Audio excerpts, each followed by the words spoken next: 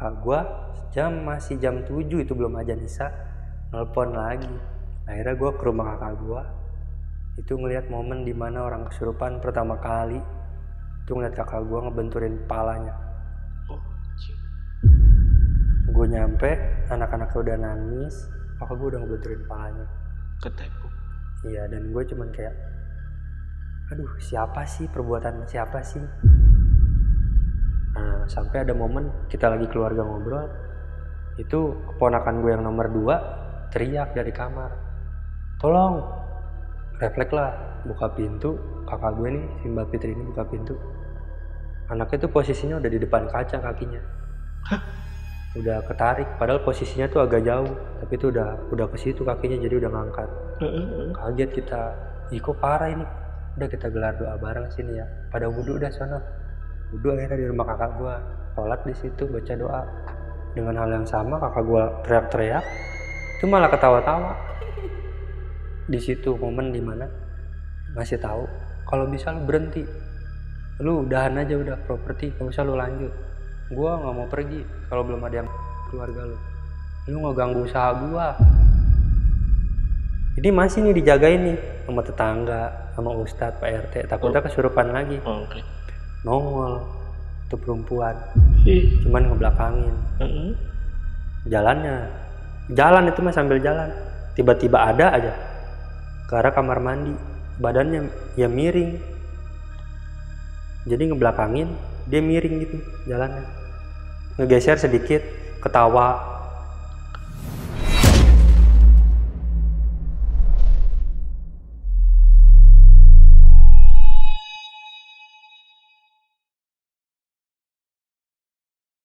Halo semuanya, kembali lagi di Lentar Malam bareng gue Jamal. Hari ini gue kedatangan narasumber namanya Bang Aji, di mana Bang Aji dan keluarganya ini mempunyai usaha yang bergerak di bidang properti rumah.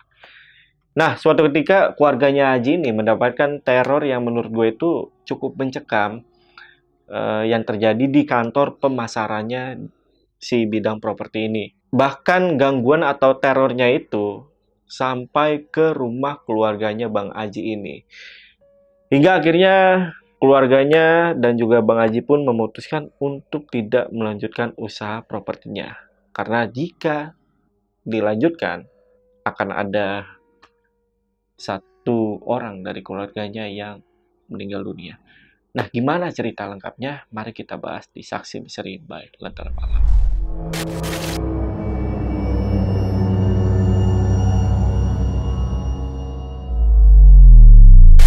Oke, guys, di sini udah ada narasumbernya nih. Namanya Aji. Kita kenalan dulu aja. Ji, apa kabar, Ji? Alhamdulillah baik, Bang. Baik ya? Baik. Oke, ini katanya lu sekeluarga itu dapat teror kiriman jin yang gangguannya itu parah banget nih. Dan sampai akhirnya itu lu mutusin untuk nggak ngelanjutin bidang usaha lu, properti itu. Betul, Bang. Itu alasan kenapa nggak dilanjut sama gue sama keluarga juga. Salah satunya tuh lumayan membahayakan, sampai ada ancaman teror. Sampai ada ancaman gitu ya? Iya, ancaman. Yang signifikan tuh menyangkut nyawa keluarga gue sih, Bang. Kalau masih lanjut, keluarga gue bisa-bisa ada yang harus meninggal. Wah, tuh makanya dari situ udah nggak dilanjut lagi. Oke. Pasrah aja udah keluarga. Sebenarnya lu udah berapa lama bergelut di bidang usaha properti ini? Untuk usaha properti, keluarga gue mulai dari tahun 2017. 2017 itu di awal Januari, dan mulai redupnya itu di 2018 September. Nah, lebih epicnya lagi nih, selain dari keluarga Bang Aji, tetangga dan juga Ustadz itu sempat melihat sosok jin tersebut, itu benar nih? Itu benar, Bang. Jadi keluarga, terus tetangga, RT, sama Ustadz yang dipanggil juga ngelihat sosok perempuan tersebut. Sosok perempuan? Iya. Yang dari kamar mandi, terus sama yang dari belakang rumah. Total berapa orang? Total 10 orang. 10 orang? Melihat penampakan? Melihat sosok perempuan itu. Wah, Oke. Bikin gue penasaran nih. Dan buat teman-teman yang penasaran juga, simak video sampai habis. Tapi sebelum itu, seperti biasa, kalau kalian pengen jadi narasumber di Lentar Malam, cukup DM aja ke Instagramnya Lentar Malam. Biasanya gue taruh linknya itu di deskripsi, atau hubungi aja nomor yang ada di atas ini nih. Ya udah, buat teman-teman yang penasaran sama cerita lengkap dari Aji, tonton video sampai habis dan tanpa basa-basi lagi. Saksi misteri kita mulai.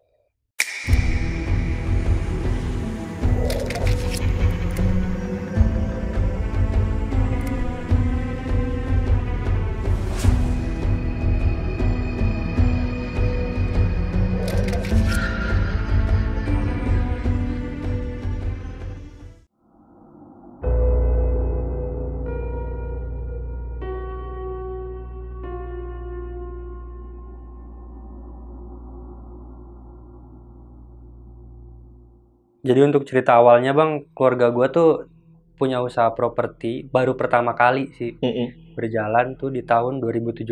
Oke. Itu pun awalnya kan basic dari keluarga gue kerja semua bang. Itu ditawarin sama sepupu, kakak sepupu dari Surabaya. Kebetulan beliau resign dan ada uang modal.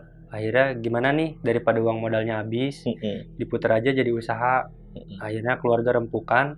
Ya udah, keluarlah tuh keputusan bikin usaha properti. Karena 2017 tuh properti di Citayam masih lumayan maju, lumayan rame. Gitu. Akhirnya 6 bulan berjalan properti masih aman. Masih aman tuh, mulai jual kapling tuh selama 6 bulan. Kapling inden. Akhirnya ada yang nawarin tanah bang dari relasi kakak gua. Harganya juga bagus, lokasinya strategis di daerah Citayam juga. Habis itu 1 hari kemudian ngecek lah Ba'da Zuhur, ngecek lokasi tersebut. Bagus, harganya juga per meternya lumayan murah. Akhirnya keluarga selesai nego, deal pembayaran. Pembayaran, singkat cerita pulang lah. Pulang, ya kayak biasa, masarin lagi, aktivitas kayak biasa lagi.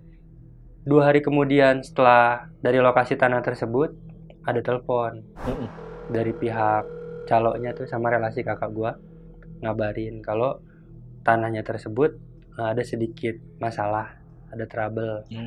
Akhirnya gua sama keluarga suruh datang ke situ lagi.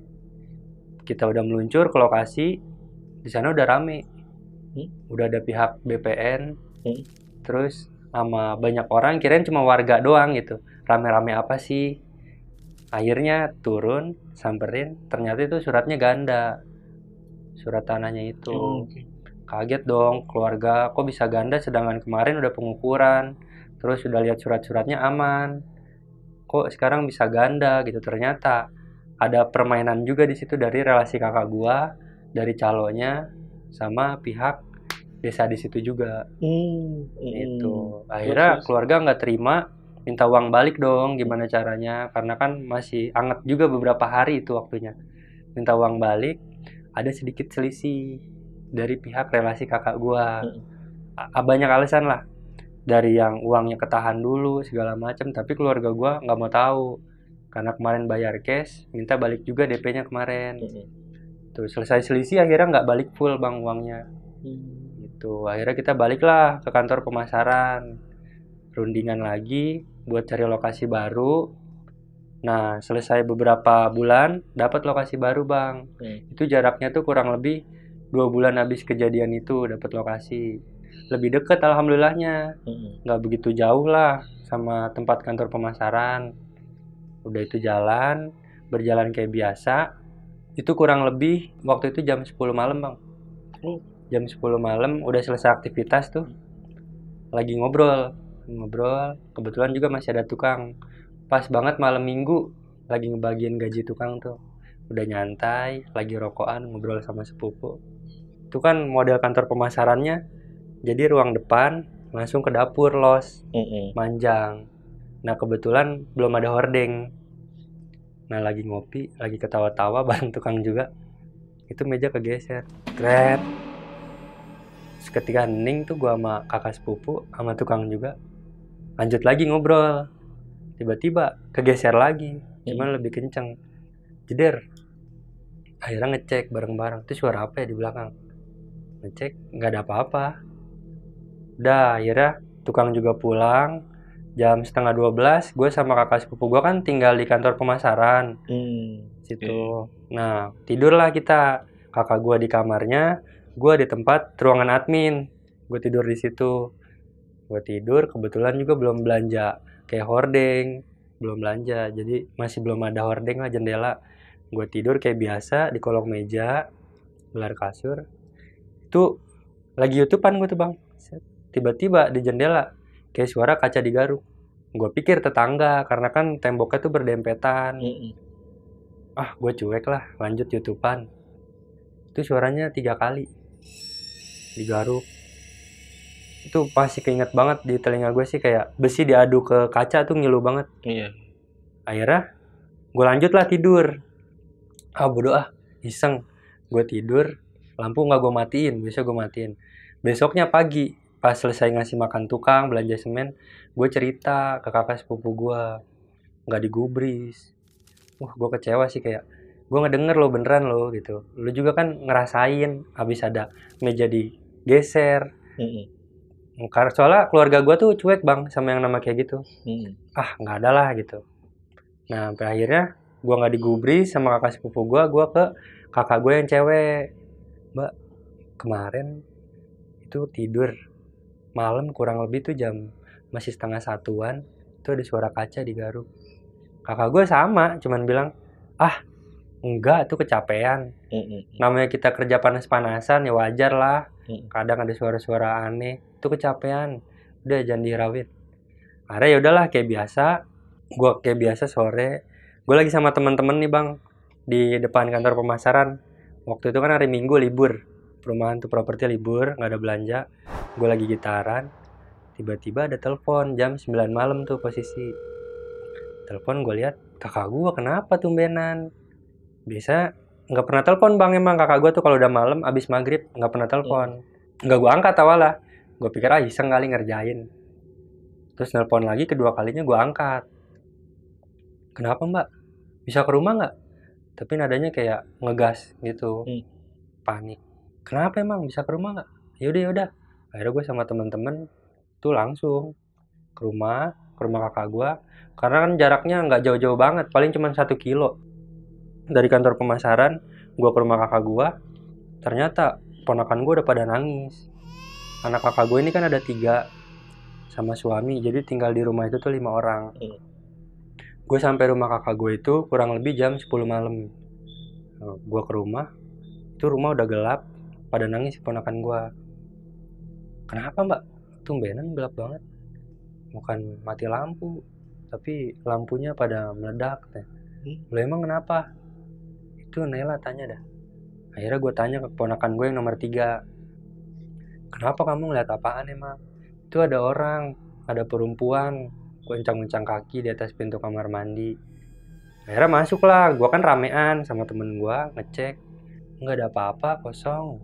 Akhirnya gue coba cek saklar lampu, takutnya ada yang turun.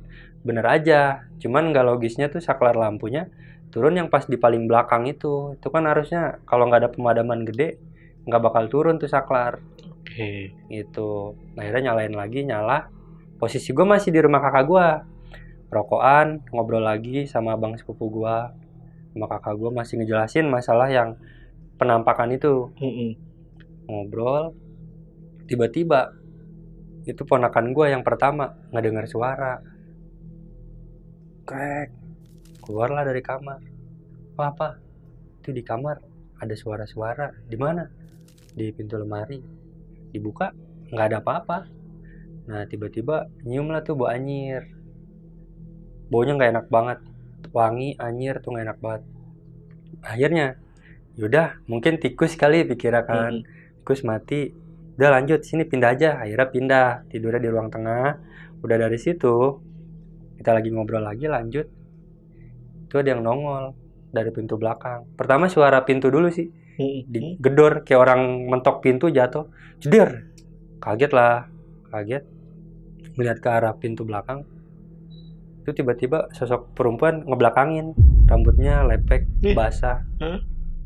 Itu nggak jelas banget, kayak ya emang ada sih kayak gituan ternyata. Gue pun yang tadinya nggak percaya, oh ternyata kayak gini ya sosoknya. Itu bengong dulu, bangun, kejar, nggak ada, hilang. Buka pintu ke belakang, cuman bau doang. Itu siapa aja yang ngeliat di situ? Itu gua, abang sepupu gue, kakak gue lagi tiduran main HP di sofa. Nah sama keponakan gue yang nomor 1 tuh udah tidur, paling yang nomor 2 Ngelihat yang tuh. tengok, iya Jelas tuh. jelas. Dan pintu kebuka. Pintu kebuka sedikit di Iya. belakang itu. Dia nembus gitu ya. Nggak nembus sih bang, ngilang aja. Hilang aja. Hilang. Oke. Gitu. Oke, lanjut. Udah singkat dari situ lanjut ke ceritanya. Akhirnya kita buat mutusin nginep lah bang di kantor pemasaran. Gue telepon kakak sepupu gue dulu, kan tidur di sana. Buat buka pintu nanya, kenapa tumbenan nginep? Yaudah nanti dijelasin di sana. Akhirnya boyong nginep di sana. Nah mulailah cerita ke kakak sepupu gue, di rumah nggak enak, ada gangguan-gangguan juga. Kok tumben sih, katanya kakak sepupu gue nih. Kok tumben, biasanya kan nggak begitu. Kakak sepupu gue bilang kecapean kali. Masih sama, cuman dijelasin sama om gue nih, sama abang sepupu gue. Gue kan manggilnya om ya. Jelasin kejadiannya tadinya emang nggak ada apa-apa, tapi mungkin karena kita kemarin habis selisih apa enggak di lokasi baru, ya mungkin nyasar kali ya ke rumah. Oh ya udah, nanti kita gelar selamatan aja di rumah. Cuman belum tahu kapan, karena kan timingnya ini lagi tahap sibuk-sibuknya ngebangun, banyak pesanan juga. Akhirnya singkat berjalan tuh, besok aktivitas kayak biasa lagi. Jadi akhirnya keponakan gue berangkat dari kantor pemasaran semua. Aktivitas berjalan kayak biasa, dan udah dipikir aman bang. Akhirnya pulang lah sore. Mas kayaknya aku pulang dulu ke rumah, kata abang sepupu gue tuh. Ya udah emang udah enakan, iyalah rumah sendiri ngapain takut. Akhirnya kakak gue juga pamit, ya udahlah Ji, mbak pulang dulu ya ke rumah, mungkin semalam nyasar kali dari mana. Karena kan posisi rumah kakak gue itu baru ada 3 rumah bang di situ. Di belakang masih kebun bambu, masih pedalaman juga gelap. Makanya mereka positif, akhirnya mereka pulang tuh habis asar. Jam 4, jam 5 kantor pemasaran udah tutup, bangunan udah selesai juga. Gue ngopi lah bang. Kakak gue selesai nganter anaknya pulang, dia balik lagi tuh. Selesai maghrib, kita rokokan lagi. Ngebahas, karena baru ada yang booking fee, sampai jam 10:30 malam. Ngobrol kayak biasa, posisi tuh malam minggu bang. Lagi rame. Ngobrol kayak biasa, ngebahas buat besok kayak gimana.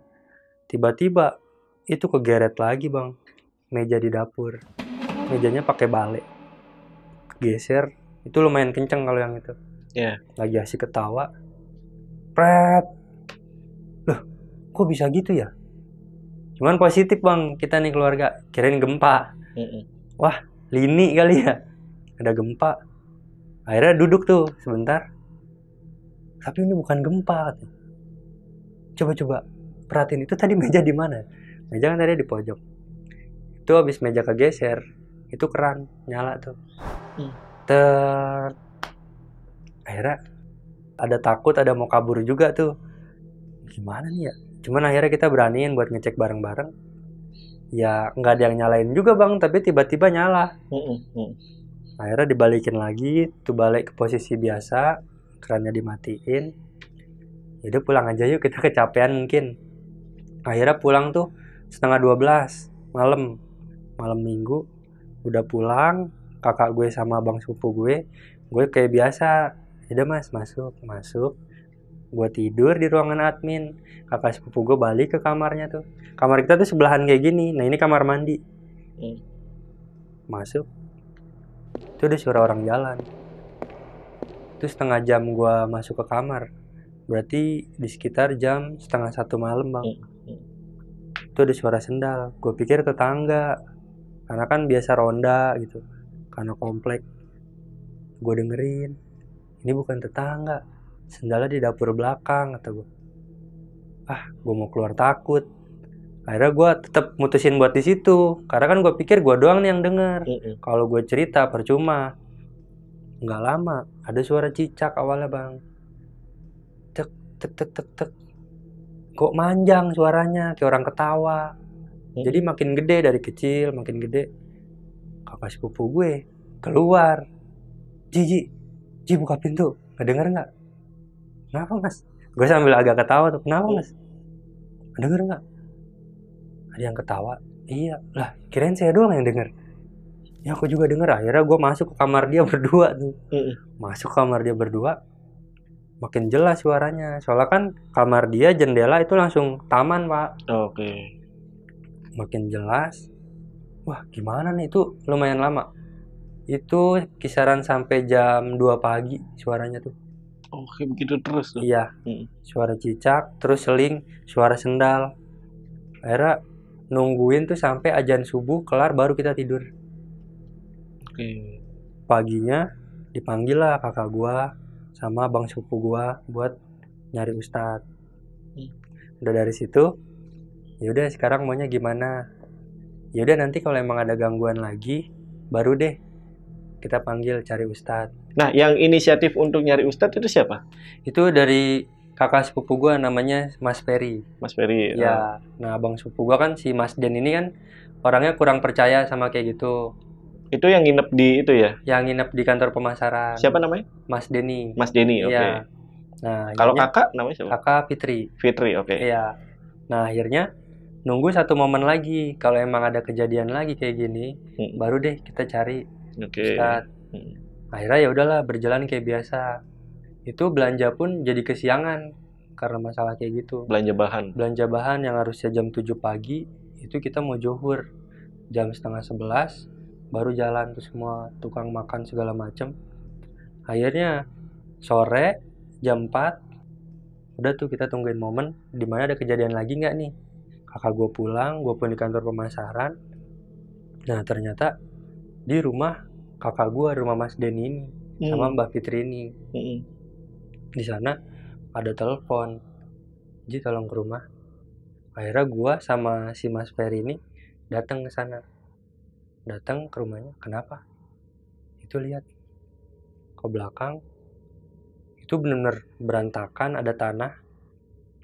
Tanahnya cuman bukan tanah diaur-aur, tanah orang jalan kaki napak, cuman kayak nyeret ke arah kamar mandi. Akhirnya ya udah kita bersihin, udah selesai. Itu posisi tuh mau isya, jam setengah 9 malam. Setelah habis kejadian kayak gitu, kita ngobrolin kok jadi kayak gini ya. Masih nggak nyangka, soalnya emang tadinya aman-aman aja, adem, kok jadi ada teror-teror kayak gini sih, bikin nggak nyaman. Nah, sampai ada momen kita lagi keluarga ngobrol, itu keponakan gue yang nomor 2 teriak dari kamar, tolong. Refleks lah, buka pintu. Kakak gue nih, si Mbak Fitri ini buka pintu. Anaknya tuh posisinya udah di depan kaca kakinya. Udah ketarik, padahal posisinya tuh agak jauh. Kasur sama misbar buat ngaca tuh agak jauh. Anjir. Tapi itu udah ke situ kakinya, jadi udah ngangkat. Kaget kita, kok parah ini wah nggak bisa dibiarin. Nah udah dari situ nyalain lampu, karena kan ponakan gue tidur dimatiin.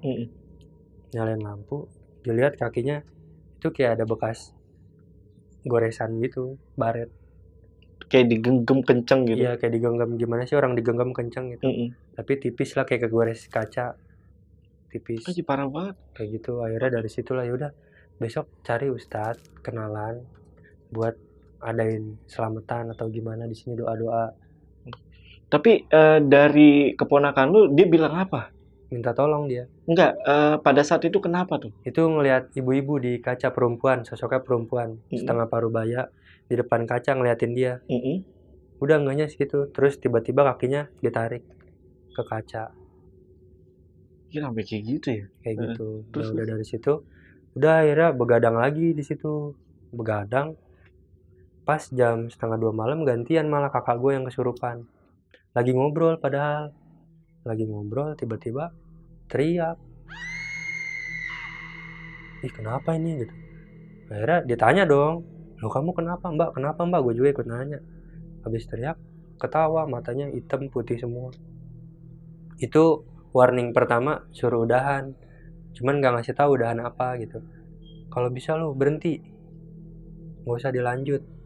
Oh nggak tahu nih, nggak tahu apaan gitu. Kita masih bertanya-tanya kan, ini apaan yang sih yang nggak dilanjut?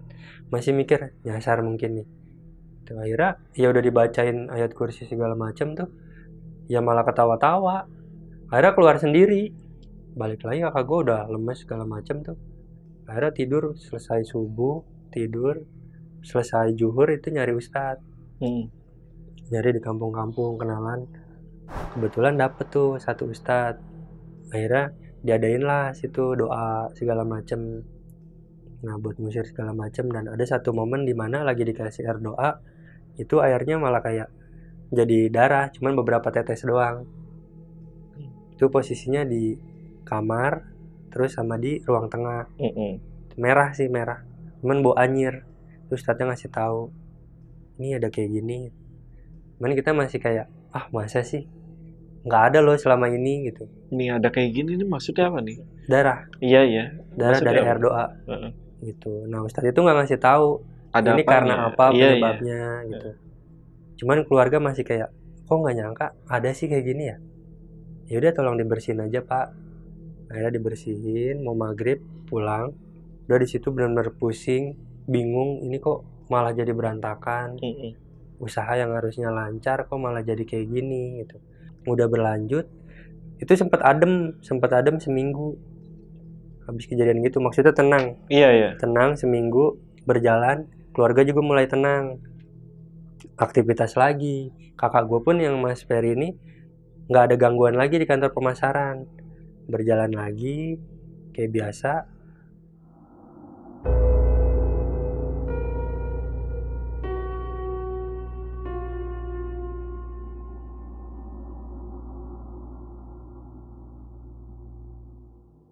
Itu posisinya malam Sabtu.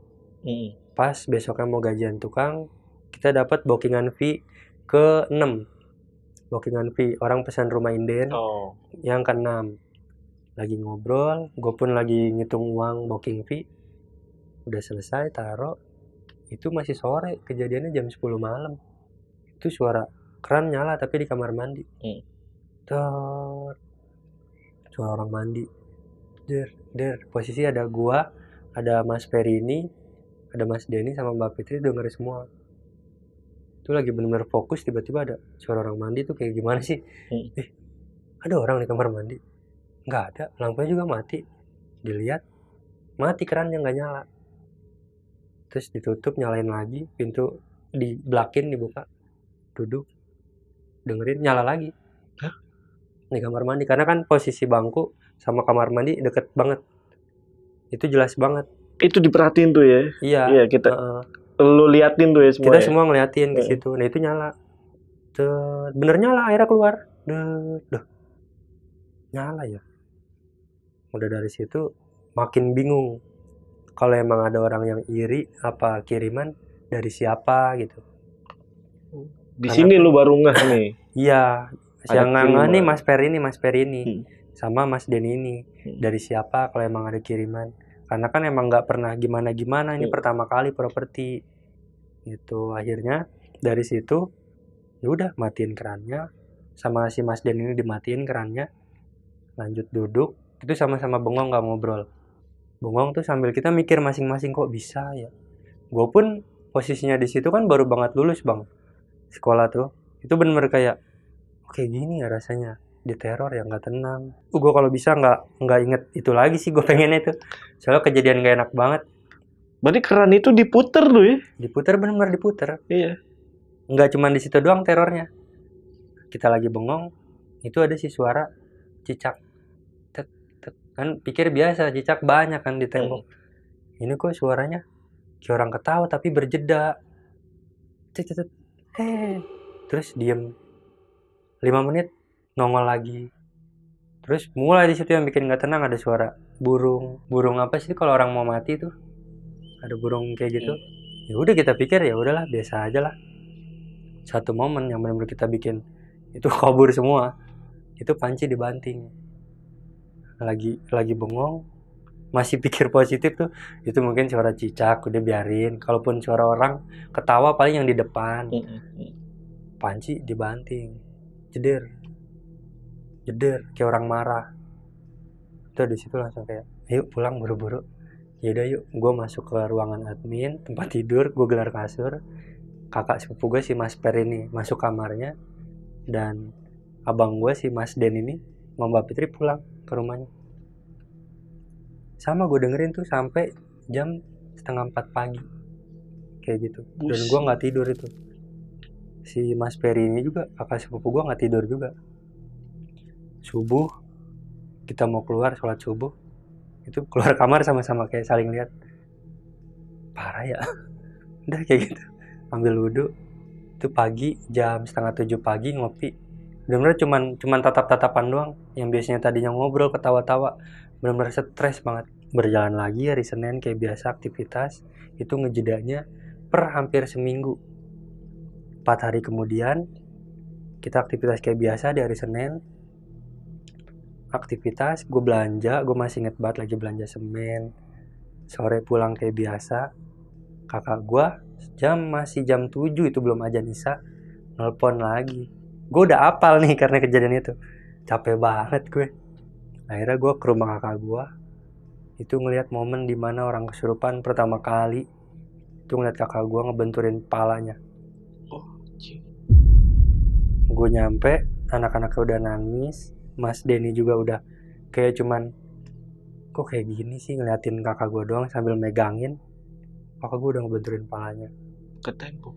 Iya, dan gue cuman kayak, aduh siapa sih, perbuatan siapa sih, kok segini parahnya gitu.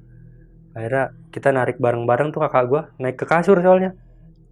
Ke deket kaca itu juga yang perempuan itu ada di kamar berarti di kamar.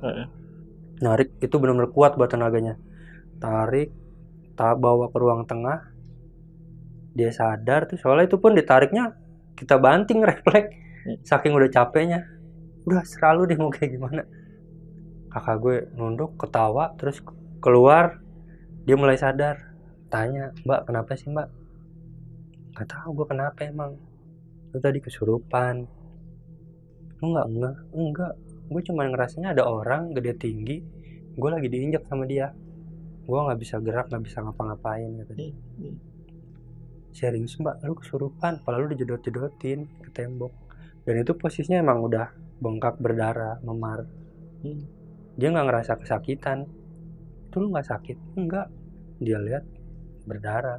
Anaknya tiga-tiganya cuman nangis. Dari situ karena posisinya malam, ya udah akhirnya gue mutusin nginep di situ. Gue nginep. Ya udah kalau gitu Mbak, aja nginep aja di sini. Ya udah, Mas Peri kabarin dulu. Gue ngabarin Mas Peri. Mas Peri pun nggak tidur di kantor pemasaran karena gue kan nginep di kakak gue. Akhirnya dia pulang ke Cibubur. Takut dia? Ke rumah istri. Takut. Yang awalnya nggak percaya kan? Yang awalnya nggak percaya banget. Mikir tuh, nggak ada setan. Berhubung dia ngeliat meja ditarik, suara orang ketawa, orang jalan. Dia nginep malam itu juga. Takut ya. Akhirnya balik, kantor pemasaran kosong, gue fokus di situ. Masuk lagi. Itu jam 1 malam. Kita lagi tidur enak-enak.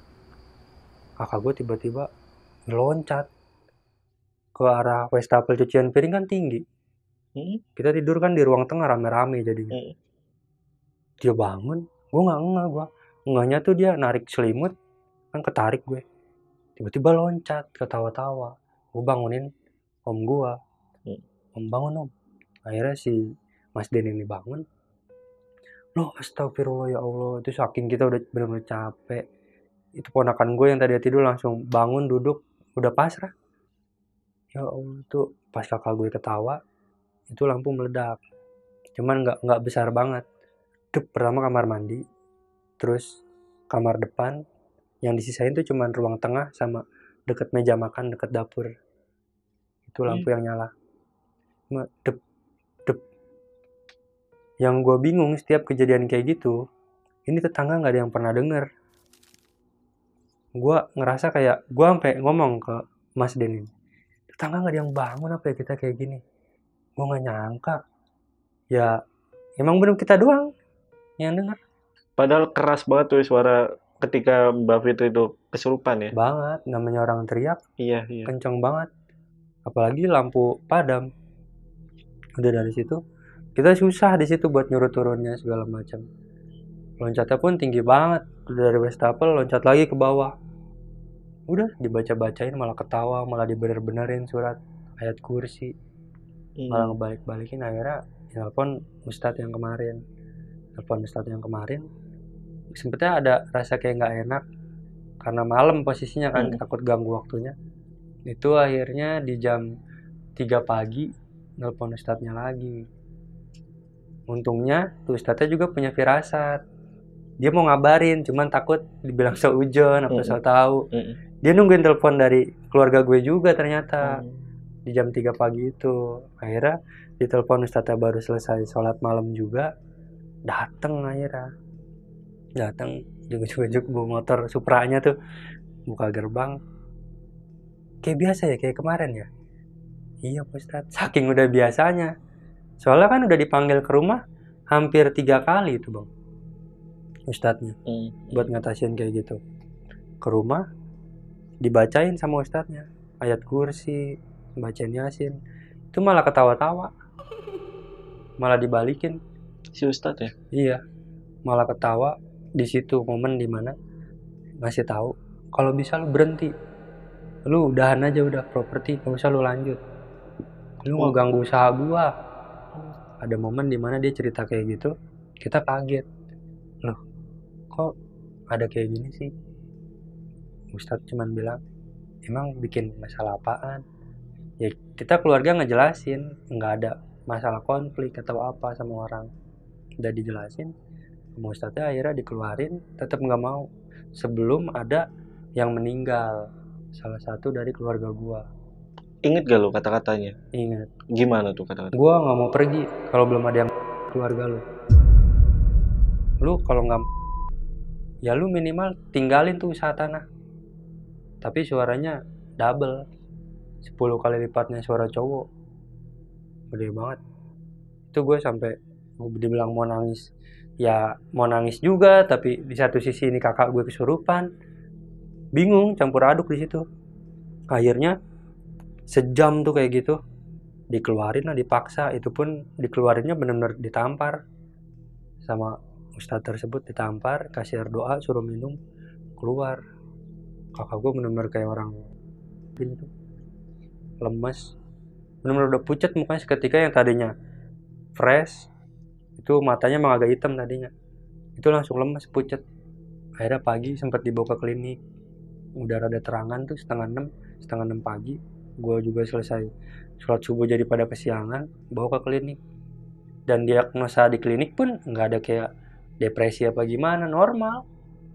Cuman klinik ngasih tahu, ini kenapa kok kepalanya pada memar. Udah akhirnya pulang dari klinik.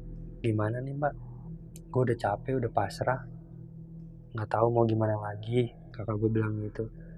Akhirnya si Mas Den ini juga nyari juga nih ustadz lain buat ngebantuin bersihin di lahan, karena kan waktu itu punya 3 lokasi. Dan keluarga gue dalam waktu 1 bulan bisa ngabisin properti tuh 30 unit kejual. Terus paling sepi banget tuh keluarga gue bisa ngejual 10 unit. Akhirnya introspeksi lah kita semua dari situ. Mungkin ada yang iri ya, tapi kalau kayak gini kita seujon gak sih? Lewat dari situ, itu akhirnya diungsiin dulu anak-anak kakak gue, 3-3-nya diungsiin ke nenek gue. Nenek gue belum tahu selama dapet teror itu. Diceritain, nenek gue kaget. Yaudah tinggal aja dulu di sini. Karena kan rumah nenek gue sama kakak gue cuman beda RT doang. Udah dari situ diungsiin, kita tungguin lagi. Dimana kakak gue benar kesurupan lagi, marah-marah lagi. Itu kakak gue kesurupan, sementara gue disuruh, udah pegangin dulu ya, kata Mas Denny ini. Gue suruh megangin kakak gue. Dia nelpon ustadznya, ustadz dateng. Itu padahal posisinya belum sore-sore banget, jam 2 siang. Jam 2 siang iya tuh. Itu kan masih ada matahari lah. Kesurupan, tapi di dalam rumah itu auranya nggak enak banget. Akhirnya nelfon ustadz datang, itu sholat bareng tuh. Akhirnya kakak gue yang masih kayak gitu kunciin di kamar, sholat bareng gue, si Mas Denny sama ustadz. Pas sholat bareng ada suara pintu dapur yang tembus ke taman belakang itu kayak digedor, jeder. Itu ada berapa kali, hampir 5 kali suaranya pas lagi sholat tuh. Iya. Cuman ya udah kita lanjut. Selesai sholat pun itu lampu rumah, dapur sama kamar itu mati hidup. Tapi nggak cepet, mati, ntar kayak lampu mau habis gimana sih, remang-remang. Itu bener-bener wah stres banget gue di situ. Ustadz cuman bilang ini ada yang nggak beres, ini ada kiriman. Akhirnya ustadznya bilang coba sebentar ya, insya Allah saya usahain buat ngebersihin rumah ini, dinetralisir, dipagerin katanya mah, dipagerin. Selesai dipagerin suruh ngegali, buka satu ubin. Akhirnya dibuka satu ubin, itu ada buhul. Di situ tambah stres lagi gue sama keluarga. Kok bisa sih ada kain kapan, terus dibuka pun isinya cuma tanah doang, tanah merah. Tapi masih bau-bau kembang. Kok bisa masuk ke cor-coran ubin sih, gimana caranya gitu. Ubinnya itu di mana itu? Itu posisinya di dekat dapur, ruang tengah. Oke. Lokasi tepatnya sih di bawah meja makan. Di bawah meja makan? Iya. Akhirnya diangkat, dibuka, dibongkar tuh. Kaget, dibawa ke balai depan, ditaruh. Dan posisi bungkusannya pun udah kayak dicabik-cabik, udah disobek. Gimana sih, kayak kain kapan tapi udah disobek-sobek, tapi isinya tuh ada tanah di situ. Tanah merah doang. Itu dari Ustadz itu, dari insting Ustadz ya? Iya, yang setelah ada netralisir, dipagerin, bacain doa, terus tiba-tiba Ustadznya masuk ke rumah, bilang, karena gue kan posisi lagi di tengah tuh, itu tiba-tiba bilang coba dibongkar aja nih, ada yang nggak beres, kayaknya ada kiriman. Langsung ke arah itu? Langsung nunjuk ke meja makan di bawah. Dan yang kita bingung kok bisa masuk sih ke cor-coran. Iya itu dia tuh. Karena keluarga gue benar-benar jauh dari kata hal mistis, goib tuh jauh, apalagi benda klinik. Saking bisa dibilang nggak percaya lah kayak gitu. Kok bisa sih dialamin langsung sama keluarga gue. Dari situ kita, ini ya yang namanya teror ya. Nggak lepas dari itu doang, berbarengan setelah nemuin buhul itu, ditaruh depan sama tuh Ustadz, itu di belakang suara kayak orang marah, kayak orang ngeberontakin banting bak segala macem. Itu di belakang, di halaman belakang. Itu kan posisi ketutup pintu. Dibuka pintu, itu udah berantakan, sapu lidi udah lepas dari ikatannya, bak udah jatuh. Itu lo pastiin nggak ada orang sama sekali di situ? Nggak ada, karena kan posisinya itu tinggi beton, cor-coran, pagar beton, teralis juga lagi. Di kiri kanan tembok tinggi. Kalaupun kucing pasti cuma ngejebak di situ doang. Akses keluarnya kan lewat pintu tengah itu. Nggak ada. Kita udah ngecek segala macam. Dan itu posisi nggak malam, mau maghrib. Sampai mau maghrib dari jam 2 itu? Wajar. Mau maghrib itu bener-bener kayak capek banget deh buka usaha begini gitu, karena kan nggak pernah ada nyenggol orang atau segala macam. Udah dari situ gue sampai pasrah tuh, Bang, ya udah Pak Ustadz enaknya gimana, ya udah nanti kalau emang ada gangguan lagi telepon aja, nggak apa-apa. Sampai Ustadznya tuh ya udah mau kayak gimana gangguannya diadepin, mau nolong banget. Wah di situ ya udah nggak apa-apa Pak Ustadz, ya nggak apa-apa. Pulang dibawa tuh yang klinik-klinik kain kapan itu, dibawa sama Ustadznya. Akhirnya mulai adem tuh, kurang lebih 2 minggu nggak ada gangguan, seneng. Alhamdulillah bisa usaha lagi nih. Itu selama gangguan itu, jadi kantor pemasaran ntar tutup ntar buka, sampai ada konsumen ada yang batal karena hal itu. Ini bener nggak sih usaha kok tutup-tutupan mulu? Kayak gitu, sampai ada beberapa konsumen yang maksa uangnya harus balik. Gimana nggak stres dari situ. Akhirnya udah 2 minggu berlalu, di hari Rabu itu mulai lagi buka. Alhamdulillah dapat lahan baru. Kita kan mikir alhamdulillah ada hikmahnya, dapat lahan baru di daerah Cikaret. Dari mana lagi Cikaret? Di Cibinong. Oke. Cibinong buka. Itu posisi awal 10 unit tapi ukuran tanah 80 meter full bangunan. Berjalan di situ, itu dapat terornya malah di kantor pemasaran. Masih posisi yang sama, kalau itu sore Pak. Gue lagi preparean, beresin besi, semen segala macem. Itu suara ditimpuk gue pakai batu kerikil tuh di gudang kantor pemasaran. Tek, lah batu split kan agak ada di sini tuh. Gue cari keluar, siapa yang iseng? Gue pikir temen gue nyamper. Siapa? beresin lagi semen tuh, gue atur. Karena kan baru belanja semen, gue pindah-pindahin, gue tata, ditimpuk lagi pakai batu split ke kepala cuman kali ini. Cetak. Itu posisi nimpuknya dari taman belakang. Gue langsung kabur di situ. Karena kan taman belakang siapa yang mau manjat, orang gila mana yang manjat? Karena kan langsung pohon bambu, pohon ceri, tembok warga, tembok orang-orang komplek. 2 kali gue pegang batunya lah, batu bener hitam banget. Kabur gue keluar. Tuh si Mas Peri ini masih di bangunan, belum pulang. Jam 5 gue ke kakak gue ngobrol, gue ditimpuk batu, gue cerita lah. Kesurupan lagi kakak gue. Itu buat yang ke 5 kalinya atau 6 kali itu, 6 kali kesurupan. Ditelepon lo? Enggak, gue udah di rumah kakak gue lagi ngadu. Oke. Lagi ngadu, gue ditimpuk batu, kesurupan. Udah telepon Ustadz lagi. Itu posisi pas banget lagi azan maghrib. Kakak gue kesurupan. Karena posisi pintu masih ngablak kan, akhirnya warga tahu, melihat. Satu, kenapa Mbak Fitri Mas Den?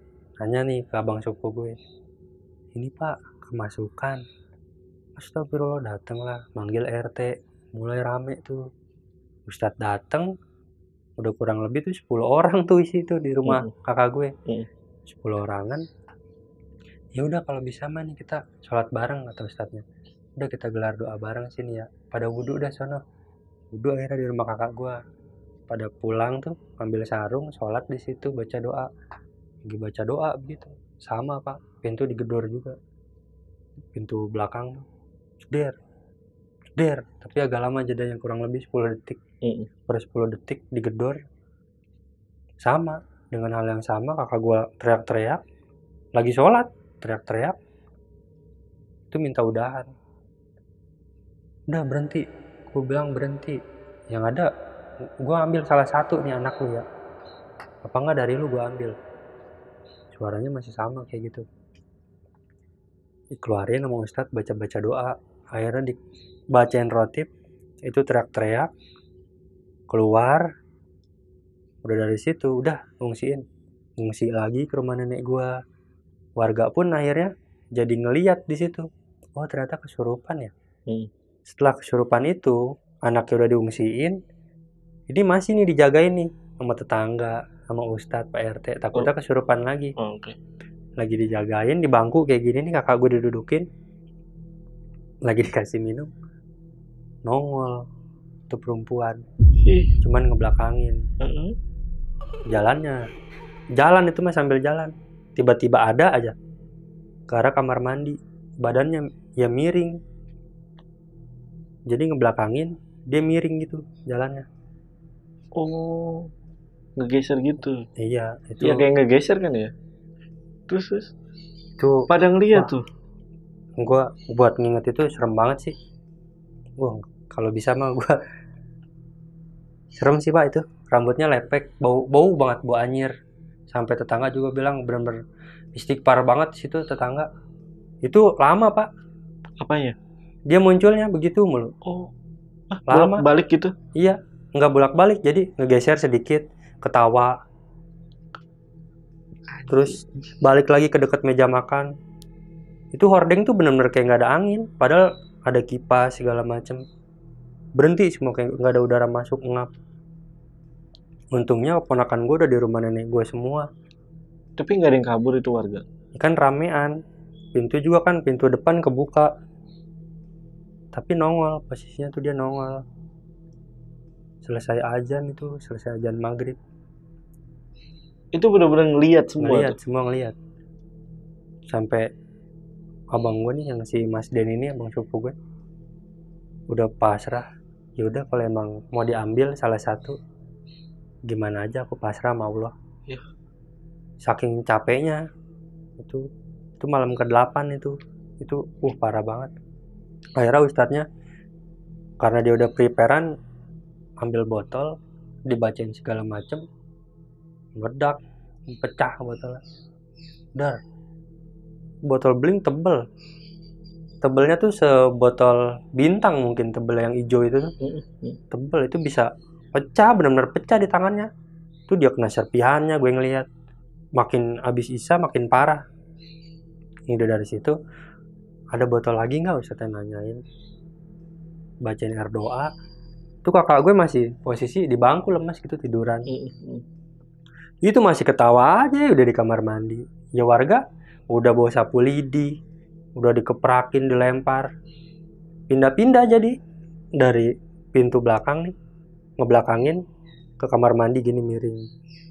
Itu pertama kali gue ngeliat setan, gue kira melayang, gue kira tembus pandang, itu enggak, ternyata jalannya miring, nggak napak. Itu nggak napak, gue nggak ngeliat kakinya tapi ngeliat keseret tuh,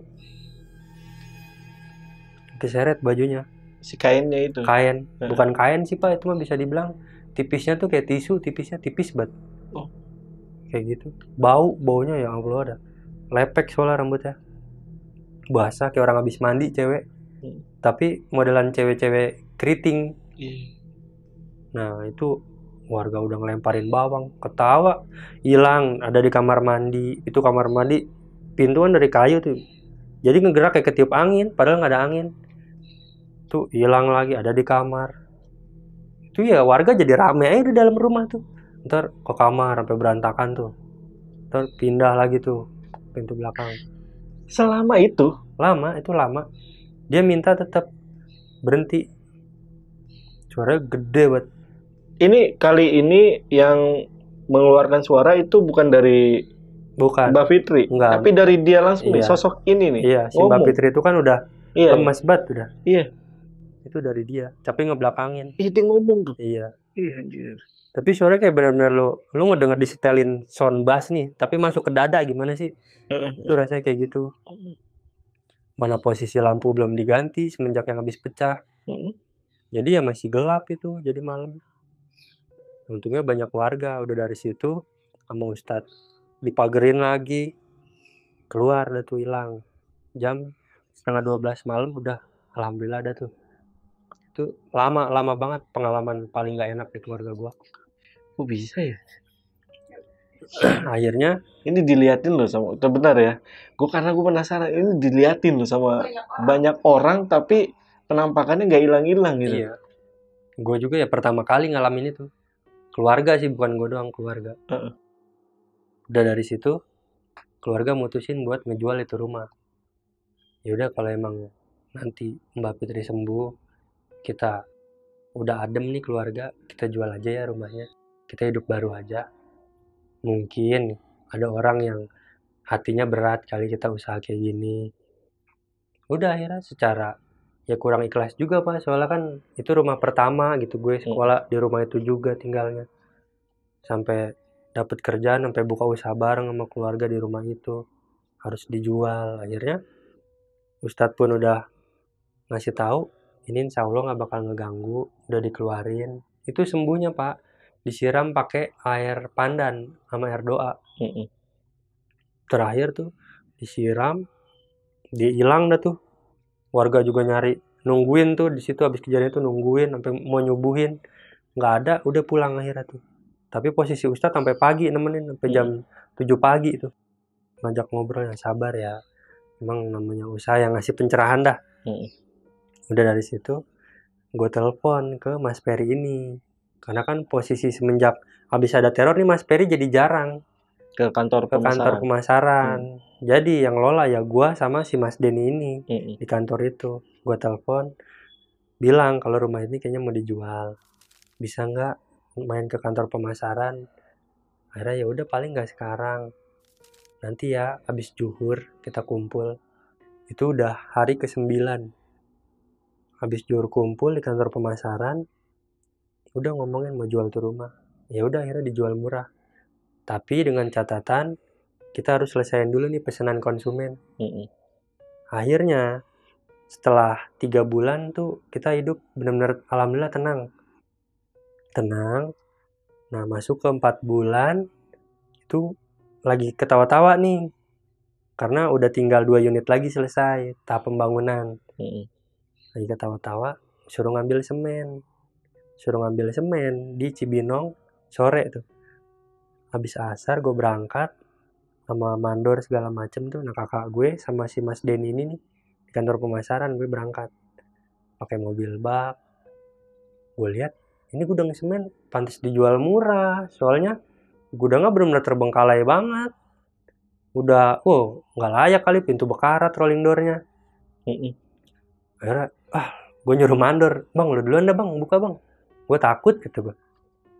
Buka sama dia. Bener nggak kurus. Mana semennya ini? Buset dah. Ini semen bener-bener udah didebuin, banyak sarang gonggo. Akhirnya, yaudah lu duluan bang. Diangkutin tuh, udah tinggal 10 semen lagi paling tuh. Udah mau jam 5 juga sore. Gue gantian. Yaudah gue gantian dah. Nah, sini. Gue kan baru kelar ngerokok tuh, ngabisin rokok. Gue ngangkat semen. Nah, kebetulan kan ini jadi ruko. Ngelorong bang. Panjang. Langsung kamar mandi. Itu 2 lantai. Tangganya deket kamar mandi. Ini ada yang manggilin gua. Pas gua mau angkat begini nih, itu udah ketarik pasti semen. Refleks dong. Gua nengok. Siapa ya? 2 kali. Pertama nggak ada orang. Kuping gua doang kali itu. Gua tarik lagi. Ada yang manggilin. Cuman panjang. Gua tengok. Lah orang lagi berdiri. Cuman hitam itu mah, tinggi banget. Hitam lah. Kaki siapa? Itu gue kepelanting udah. Semen kan soalnya udah ketarik. Kepelanting ke belakang, dislokasi lah tangan gue. Akhirnya tuh semen diturunin lagi semua dari mobil bak. Karena kan posisi tangan gue dislokasi. Jadi si tulang ini turun ke bawah. Habis kejadian itu akhirnya gue dibawa ke tukang urut. Sama kejadiannya pas lagi azan tuh. Gue diurut segala macem. Udah pulang kantor pemasaran, gue kan tidur di situ kantor pemasaran, ngomong bareng-bareng kayaknya kita udahan aja ada properti. Emang kenapa mas? Gue tanya. Kayaknya kalau gini terus kasihan keluarga, saya juga ngerasain nggak enak. Karena posisinya kita maksain itu kakak sepupu gue cerai sama istrinya. Masalah ada aja. Tadinya adem ayem si Mas Peri ini. Oh Mas Ferry nih? Iya. Oke. Pisah sama istrinya. Nggak lama itu properti di stop. Maksudnya udah ditinggalin gitu. Nggak lama habis itu pisah. Nah gua habis Mas Peri bilang kayak gitu, tangan gue sembuh, sebulan kemudian gue nyari kerja di tempat lain. Nah kakak gue si Mas Denny sama Mbak Fitri akhirnya jadi marketing di properti temennya. Nah itu efeknya berasa sampai sekarang ini. Apa yang sekarang? Sekarang di kakak gue, di Mas Denny sama Mbak Fitri udah 5 kali sih usahanya nih hancur. Baru mau berhasil hancur lagi. Berarti belum ketahuan penyebabnya apa secara pasti ya? Penyebabnya apa dan pelakunya siapa? Belum. Baru kemarin belum lama itu di kamar keponakan gue yang nomor 1 itu ada bukan bangke, buhul juga. Hah? Kain putih juga. Sempet lo itu gak kalau yang ini? Kalau yang itu enggak, tapi sama. Modelnya udah sobek-sobek juga. Persis banget sama kayak itu. Oke. Persis banget sama. Dan sekarang dia lagi collab sih. Sampai saat ini, sampai sekarang. Dan sekarang gue ya fokus di luar aja, jadi nggak berani lagi buat ke properti. Apalagi buat masarin. Kalau bisa nggak usah inget sih masalah itu. Oh jadi trauma ya? Bukan trauma banget sih, kayak mau ngindarin aja gitu ya saat ini takut, ya. Anjir segitunya ya, parah ya. Akhirnya 2018 September keluarga gue mutusin buat ninggalin properti dan terbengkalai. Ada tinggal 10 unit lagi tuh nggak keurus akhirnya. Sampai sekarang 10 unit itu? Sampai sekarang. Masih ada? Masih ada. Nggak lu jual aja gitu maksudnya? Kalau yang di jual kan murah. 3 lokasi, yang 2 sih udah kelelang, murah banget itu. Cuman berapa ratus juta doang dilepas. Yang satu lagi ini 10 unit ini belum ada yang mau. Jadi sengketa juga jatuhnya karena kan keluarga ya. Yang ini nyerahin ke ini nyerahin ke sono. Karena udah. Oh, jadi masalah baru malah. Iya. Masalah antar keluarga. Iya. Ya ampun. Iya udahlah. Kayak gitu aja. Terbengkalai dong. Terbengkalai. Itu 10 unit. Nah ukurannya lumayan sih, 85 meter 60 meter. Karena kan bervariasi 10 unit itu. 85. Iya. 85 gede. Iya. Gede itu. Daerah mana coy? Di daerah Citayam. Komplek Jawa. Nih kebetulan nih ada beberapa pasti pasukan Lantar Malam yang tinggal di Citayam nih. Tapi apakah kalau misalkan mau gitu itu bakal dijual juga, maksudnya dikasih gak? Ya dikasih sih pasti Dikasih. sama keluarga juga iya. Oh, karena kan buat apaan gitu. Ditahan-tahan. Karena kan beberapa juga sama warga situ ada yang buat naruh kambing. Kalau ngeliat lahan kosong kan ya jadi nggak jelas, dicoret-coret jadi makin nggak enak juga dilihatnya gitu. Sayang juga. Tanah apa bangunan cuy? Tanah sama bangunan. Tanah sama bangunan. Iya, tanah sama Tapi bangunan. bangunannya pasti udah terbengkalai lah ya. Udah. Makanya dicoret-coret segala Iya. macam ya. Dijadiin kandang kambing itu maksudnya di dalam itu rumah? Enggak, kambing dilepas aja udah ke situ makan sampai ke dalam-dalam. Aduh. Tapi ini gue bukan ketawa karena itu ya, maksud gue ada aja emang orang ya. Ya. Ya tapi kalau misalkan teman-teman yang pengen coba beli rumahnya, coba hubungin Bang Haji aja, nanti gue taruh nih Instagramnya nih ya, nanti ya. Hubungin aja. Nah, Ji, gue penasaran nih, Ji. Waktu ada penampakan itu tuh, Ji ya. Yang soal penampakan itu lu nggak sempat rekam itu? Enggak bang, 2017 tuh gue belum aktif banget HP bang. Oh belum aktif ya? Iya, gue aktif banget HP ya itu buat ngilangin biar lupa aja baru sekarang-karang ini. Oh. Tapi waktu lu dokumentasi itu dapat dari mana itu?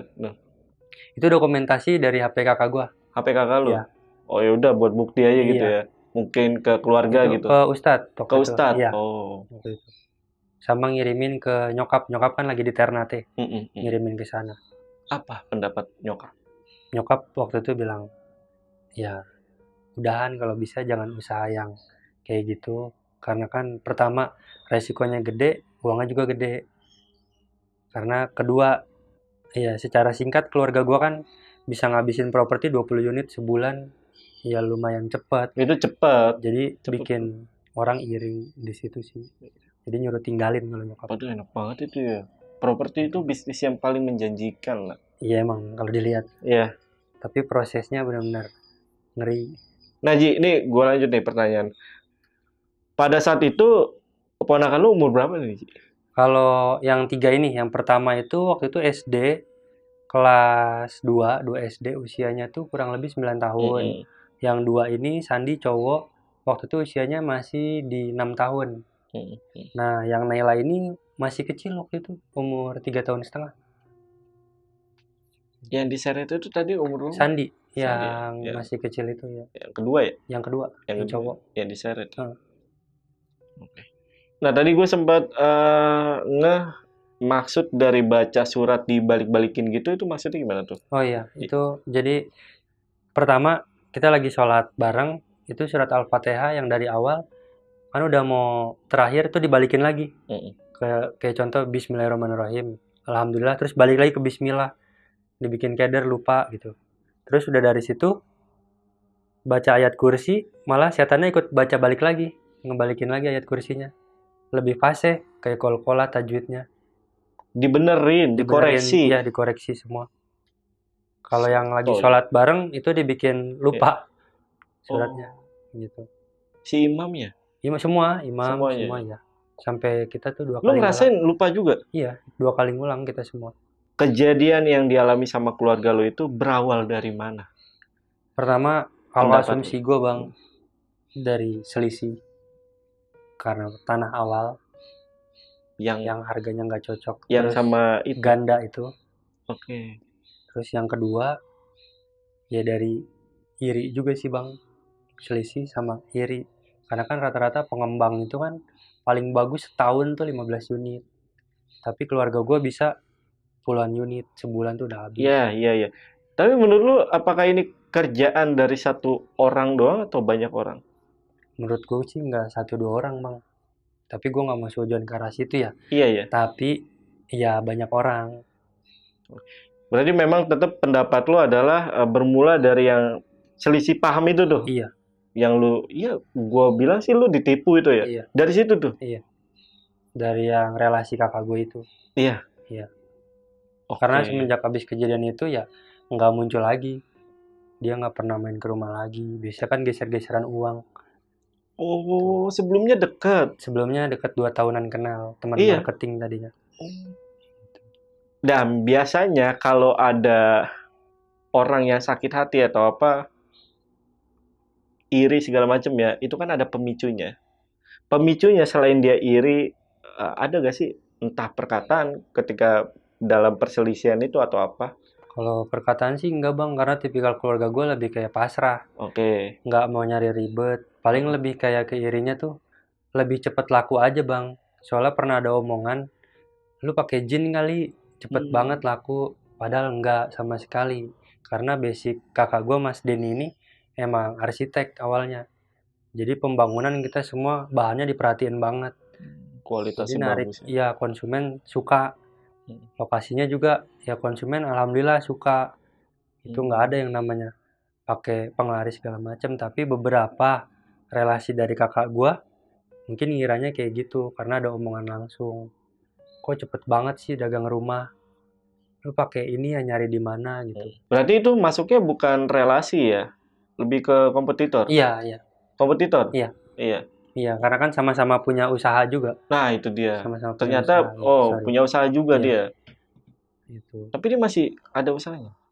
Yang lu Masih tahu. bang, kebanyakan sekarang pada maju kok. Masih, cuman di kakak gua aja. Gua ngeliat benar-benar lagi down, udah hampir setahun ini down.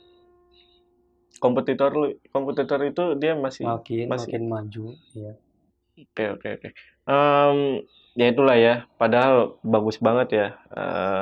Gini, nggak semua. Gue kan pernah nyari rumah gitu ya. Nggak semua rumah itu ketika kita beli itu bahannya bagus gitu. Iya. Banyak yang asal-asalan gitu ya. Iya. Mungkin juga teman-teman tahu lah ya. Kayak misalkan rumah dari pemerintah gitu, BTN gitu ya. Lu lihat aja temboknya ya kan. Iya, Segala kayak macam. pasir semen kan dipangkas buat irit biaya. Dipangkas ya, biaya. Kalau lu bener-bener Kalau gua benar-benar real konsumen DP 60 juta, ya 10 juta disimpan buat bayar tukang, yang 50 ya buat bangunan. Nanti kalau emang mau naik atap ya kita tinggal bilang lagi ke konsumennya. Ini harus naik atap butuh dana sekian puluh juta. Cuman biasanya sih di kisaran 30. Kalau untuk ukuran 80 meter, 60 meter, sorry. 60 meter tuh di kisaran yang 20 jutaan udah cukup. Udah bagus Udah tuh. naik atap tuh. Udah bagus bahannya. Udah bagus. Nggak ngasal gitu segala. Enggak, besinya juga udah pakai besi 9 full tuh, bukan yang besi 9 banci yang kecil. Nah, bener. Ini tahu dia sampai dalam-dalamnya berarti bener nih. Ya bahkan tadi kan yang seperti gue bilang sampai kambing pun ke situ ya betah gitu. Gak bercanda. Tapi Iji, semoga keluarga aman ya. Amin bang. Dan ke depan lu bisa mulai lagi usaha itu, usaha properti lo tanpa ada lagi teror ya, mudah-mudahan ya. Nah Ji, dengan bisnis properti lo lagi kolaps, sekarang kesibukan lo apa nih? Kalau buat kesibukan semenjak dari 2017 itu 2018 gue kerja bang di luar jadi SPB. Ya di mall. Dan sambil tuh awal tahun ini gue baru mulai ngonten tipis-tipis. Gitu. Konten apa nih? Konten di TikTok sih bang, kayak komedi day in my life gitu. Oh gitu. Ya, cuman baru banget. Gak apa-apa. Cari kesibukan. Iya, mau gimana lagi kan? Iya. Yang penting ada usaha. Betul bang. Gitu. Di mana sih? TikTok lo apa sih? TikTok Aji Jalki, sama kayak Instagram juga Aji Jalki. Aji Jalki. Iya. Gitu guys ya. Dan buat teman-teman yang tadi mau nanyain rumah tuh tinggal 10 lagi tuh guys. Anjir gua jualan rumah ya kan. 10 lagi tuh ya. Dilelang mungkin atau nego silakan ke Aji. Tadi sosmednya juga udah dikasih tahu. Ji, boleh kasih pesan ke penonton mengenai cerita yang tadi udah lo ceritain. Boleh kasih pesan-pesan lah. Ya, jadi kalau buat pesan sih paling ya disyukurin aja apapun yang ada, yang punya gitu, yang kita punya lah berapapun. Nggak usah muluk-muluk pengen, wah kayaknya gue pengen usaha lebih deh kayak ini. Soalnya uang gede pasti resikonya juga gede sih, itu yang didapat pengalamannya. Dari situ ya. Ya intinya tuh butuh mental juga, kesiapan yang matang buat kalian misalkan punya cita-cita yang besar ya. Iya betul. Ya, jangan sampai ada hal kecil apa ya bisa jatuhin mental kalian. Iya. Gitu ya. Ingat benar itu. Mau uang gede pasti ada risiko Resikonya yang lebih besar. gede juga. Ya udah, untuk video kali ini gue rasa cukup. Gue Jamal dari Lentera Malam dan Aji izin pamit. Bye. Thank you Aji ya. Sama-sama Bang.